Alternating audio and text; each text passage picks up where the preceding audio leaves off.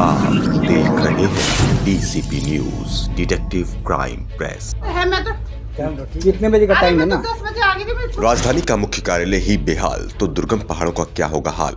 जी हाँ, हम बात कर रहे हैं उत्तराखंड की राजधानी देहरादून के समाज कल्याण कार्यालय की पेंशन अनुभाग की, जहां पर ट्रेकी क्षेत्र के लोगों की समस्या को लेकर पहुंचे नवक्रांति स्वराज मोर्चा सामाजिक संगठन के पूर्व प्रदेश अध्यक्ष एवं चक्राता से विधानसभा चुनाव 2022 के निर्दलीय प्रत्याशी की दावेदारी करने वाले गजेंद्र जोशी समाज कल्याण कार्यालय पहुंचे तो देखा कि वहां पर पेंशन अनुभाग में कोई भी कर्मचारी मौजूद नहीं, जिस कारण लोगों को निराश होकर वापस लौटना पड़ा।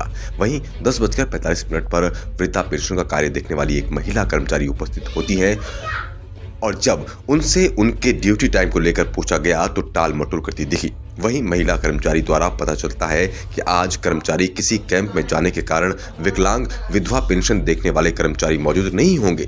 अब प्रश्न ये उठता है कि यदि संबंधित विभाग के कर्मचारी किसी कारणवश कैंप में गए हैं तो क्या इसकी सूचना निर्देश कार्यालय में चस्पा नहीं किए जाने चाहिए, ताकि 9 बजे से कर्मचारियों की राह ताक रहे ये बुजुर्ग समय से वापस अपने घर पहुंच सके। वहीं प्रश्न ये भी है कि आखिर यदि प्रदेश की राजधानी के मुख्य कार्यालय के ही कर्मचारी इतने बेपरवाह हैं तो दुर्गम क्षेत्र में समय से पहुंचेंगे, ये उम्मीद करना भी बेईमानी होगा।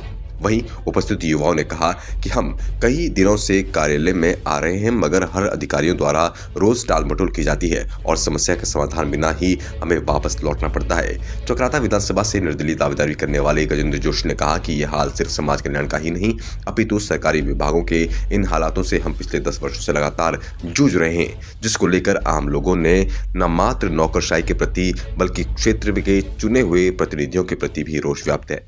गजेंद्र जोशी ने कहा, मैं निरंतर जौनसार बावर के उन सभी छात्रों से मिल रहा हूं जो अपनी रोजी रोटी के लिए उस दुर्गम क्षेत्र से देहरादून में आकर पढ़ाई कर रहे हैं। मैं देहरादून में अनुसूचित जनजाति छात्रावास में भी क्षेत्र के युवाओं से मिला, उन सभी में चक्राता विधानसभा में बदलाव को लेकर खासा उत्साह देखने को मिलता है।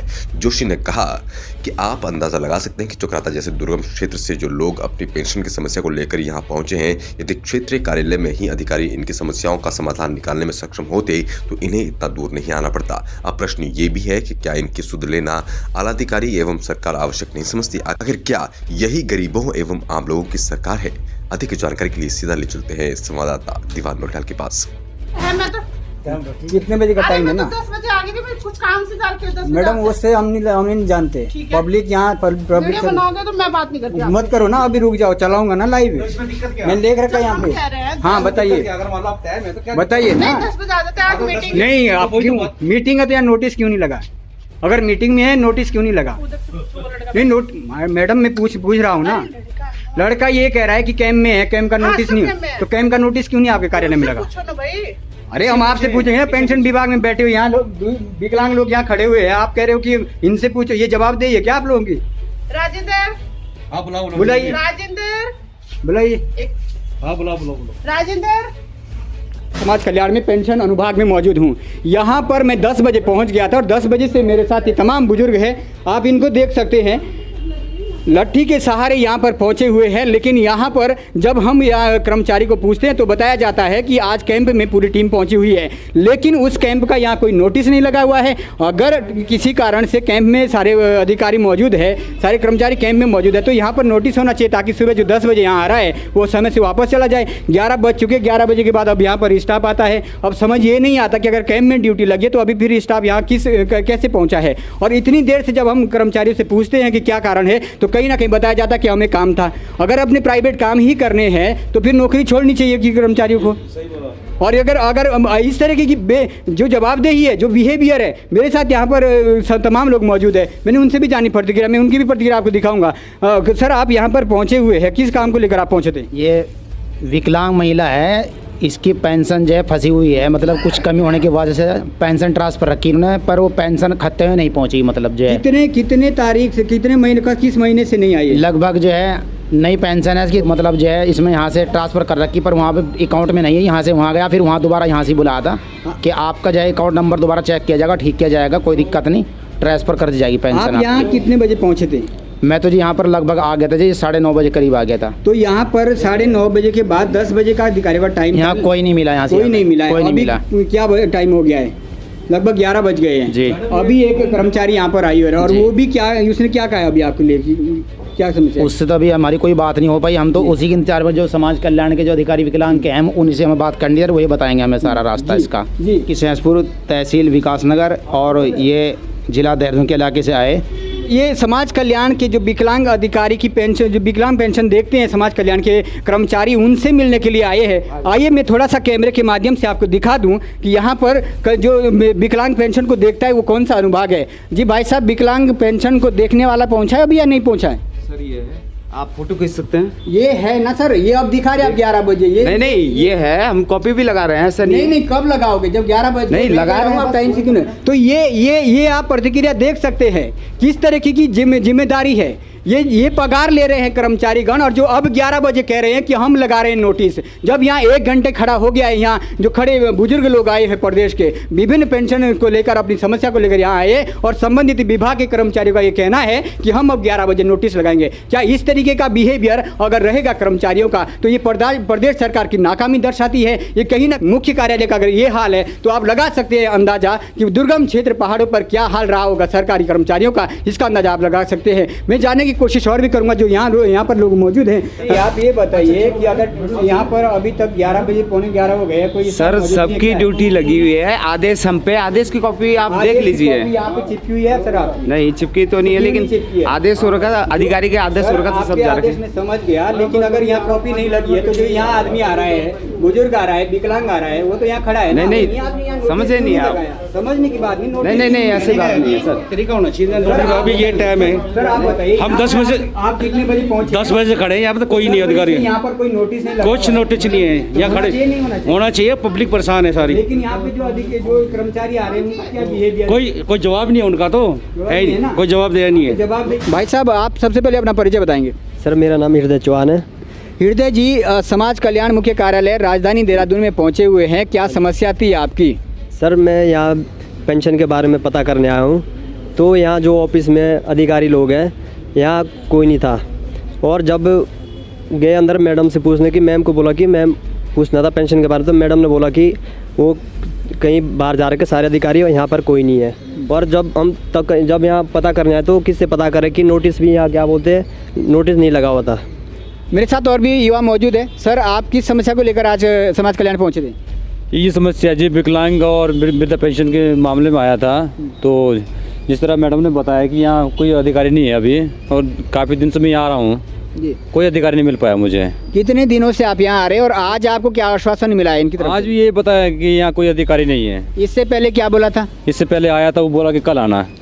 तो आप ये सीधी टालते काफ़ी दिन हो गए जी, टालते तो ये आप सीधी प्रतिक्रिया समझ सकते हैं कि आज अगर कैंप में अधिकारी गए हुए हैं तो पिछले 2-3 दिनों से जो ये युवा बात बता रहा है कि पिछले 2-3 दिनों से टाल मटोल किया जा रहा है, उस समय कहाँ थे अधिकारी? यदि अधिकारी किसी प्रशासनिक कार्य से किसी कैंप में मौजूद है तो क्या उस कैंप का नोटिस एक दिन पूर्व नहीं लग जाना चाहिए, ताकि कोई विकास नगर चक्राता जैसे दुर्गम क्षेत्र से या किसी भी जगह से यहाँ पर आए तो उससे पहले उसे सूचना तो मिले कि यहाँ पर अधिकारी है या नहीं है। मेरे साथ यहाँ पर समाज सेवी गजेंद्र जोशी जी भी मौजूद है, जानने की कोशिश करूँगा। जोशी जी, हमने देखा आपके साथ भी कई युवा अंदर आए थे और जो कर्मचारी यहाँ पर पहुँची हुई है, हालांकि वो भी पौने 11 बजे यहाँ पहुँची हुई है, क्या उनकी समस्या थी और किस तरीके क्या आश्वासन अधिकारी ने आपको दिया?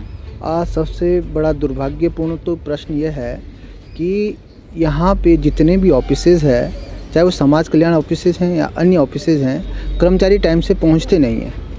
अब विषय आज का जो विषय है वो बड़ा ही विचित्र विषय है, क्योंकि लोगों ने बोल दिया है कि कैंप लगे हुए हैं, अधिकारी कैंपों में गए हैं। अब जब कैंप लगे हैं तो कम से कम आप लोगों को सूचित तो कर दें, लेकिन कई बार ऐसा होता है यहाँ पे बार बार आने से भी, क्योंकि मेरा तो समाज कल्याण से प्रतिदिन नाता है, आना पड़ता है किसी न किसी की वृद्धा पेंशन को लेके और विकलांग पेंशन को लेके, तमाम अन्य जितनी भी योजनाएं यहाँ से चल रही है। बड़ी लीपापोती और बड़ा टाल मटोल जिस तरीके से ये विभाग कर रहा है, ये बड़ा ही दुर्भाग्यपूर्ण है।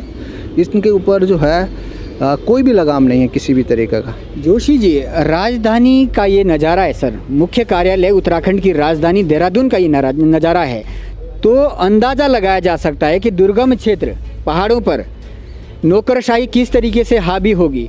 वो नौकरशाही जो उस क्षेत्र की जनता के लिए सेवा के लिए रखी गई है, लेकिन अगर राजधानी का ये इतनी बेपरवाही से रह रही है तो उन दुर्गम क्षेत्रों का अंदाज़ा आप लगा सकते हैं क्या दशा रही होगी वहाँ की? समस्या तो यही है कि जो भी इनके कर्मचारी दुर्गम क्षेत्र या पहाड़ों में रह रहे हैं, ये समस्या तो यहाँ आनी नहीं चाहिए थी। ये इस समस्या का निस्तारण तो वहीं पे होना चाहिए था, लेकिन पहले वो वहाँ नहीं मिलते।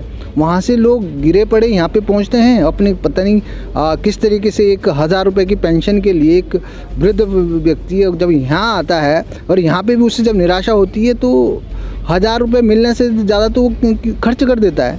तो एक दुर्भाग्य है कि यहाँ पे पहाड़ों में जो समस्या पहाड़ों में निदान हो सकता था जिस समस्या का, वो यहाँ आके भी निदान नहीं हो पा रहा है। तो ये दुर्भाग्यपूर्ण स्थिति है और दुर्भाग्य है प्रदेश की जनता का, इन पीड़ितों का जो ये दुर्गम क्षेत्र से यहाँ पहुँचे और उसके बावजूद भी। और सबसे बड़ी बात है कि जब 11-11:15 बजे संबंधित कर्मचारी यहाँ आते हैं और हम उनसे पूछते हैं कि आप आखिर इतने लेट क्यों, आपकी ड्यूटी कितने बजे से शुरू होती है, तो संबंधित कर्मचारी कहते हैं कि हम अपने काम से गए थे। तो जनाब अगर अपने काम से गए थे तो नौकरी छोड़ दीजिएगा ना, पता लग जाएगा कि 1 महीने की पेंशन रुकेगी। लेकिन वो शायद उनका दर्द नहीं समझते जो डांडी कांडी के सहारे इस मुख्य कार्यालय देहरादून तक डाकपत्र जैसे दुर्गम क्षेत्र से किराया खर्चा करके पहुंचे हैं, उन ऊपर दुर्गम पहाड़ियों से यहाँ पर पहुंचे हुए हैं। जोशी जी, कल मैं आपको जो यहाँ पर एक ST/SC छात्रावास है शायद, उसको लेकर भी आपको छात्रों से मिले थे, किस तरीके के रुझान उसको लेकर आपको मिल रहे हैं? देखो, छात्रों के बहुत अच्छे रुझान है, युवाओं के बहुत अच्छे रुझान हैं। छात्र हमारे साथ खड़ा है, हर वक्त खड़ा है और इस तरीके से रुझान मिल रहा है कि जैसे इस बार एक बदलाव की बाहर जो आई है पूरे विधानसभा में, चक्राता में, तो इस समय एक नया सोचने के लिए सब लोग मजबूर हो रहे हैं। एक इस बार का इलेक्शन जो है बड़ा दिलचस्प होने वाला है, बहुत ही नए समीकरण बैठने वाले हैं इस बार।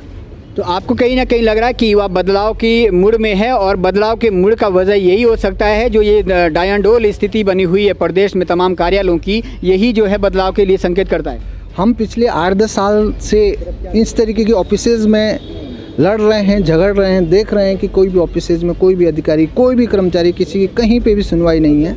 हमारा मुख्य उद्देश्य ये था कि किसी न किसी तरीके से जो है व्यवस्था परिवर्तन हो। व्यवस्था परिवर्तन के लिए हम कार्य कर रहे थे, लेकिन जब तक व्यवस्थाओं के लिए ये नेताओं के ऊपर इतनी मतलब हावी है ये नौकरशाही कि ये कुछ कर नहीं पा रहे हैं, तो इसलिए मजबूरन हमें भी जो है कदम रखना पड़ रहा है आगे पॉलिटिकल उसमें।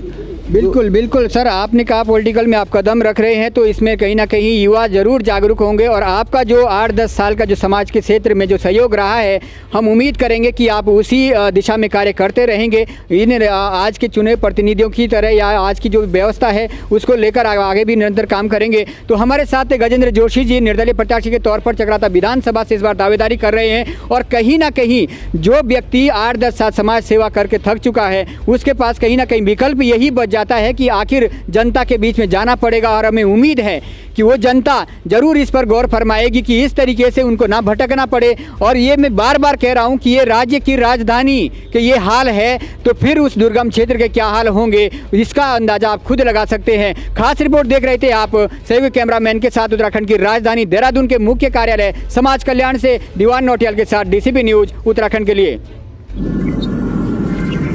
आप देख रहे हैं DCP news, detective crime press.